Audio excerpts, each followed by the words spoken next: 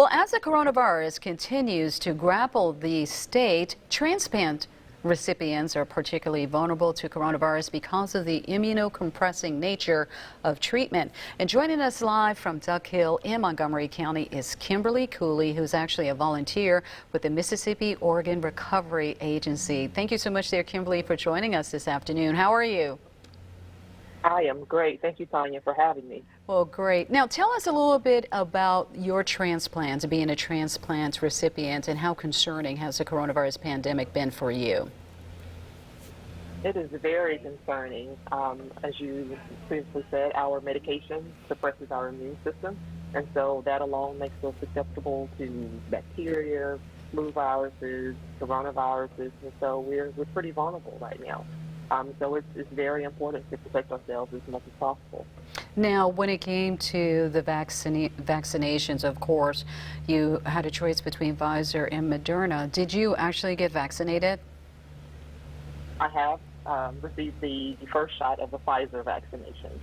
Oh, okay. And tell us a little bit about that. How nervous were you as a recipient and also being a transplant recipient of getting that? Most of the anxiety was in fear that I would not have an option to get a vaccine as soon as possible. So there was no fear there. The biggest fear was making sure that I was vaccinated. The vaccine, the shot itself was easy, was not painful. My arm was sore for a day. I had a couple of days headaches, but those are things that I was informed about prior to getting the vaccine.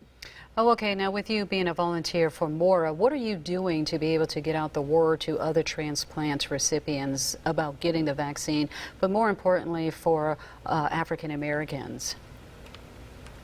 Well, as far as African Americans, we are in the majority of those who are waiting for transplant. However, we are in the minority of those who are registered donor organ donors, excuse me. So it's important that we have as many African Americans registered as organ donors, because with the case of some transplants, the outcome is greater if both the donor and the recipient have a similar ethnic background. So that is important. And then secondly, the CDC all recommends that everyone is vaccinated. And so that's just an extra layer of protection for us. Even though there is not a lot of data on transplant recipients, but we do know what happens in the case of a COVID-19 infection. And so it's very important that we do go out and get those shots when available. All right, then. Well, thank you so much there, Kimberly Cooley, joining us live from Duck Hill, sharing your story with us. Have a great afternoon.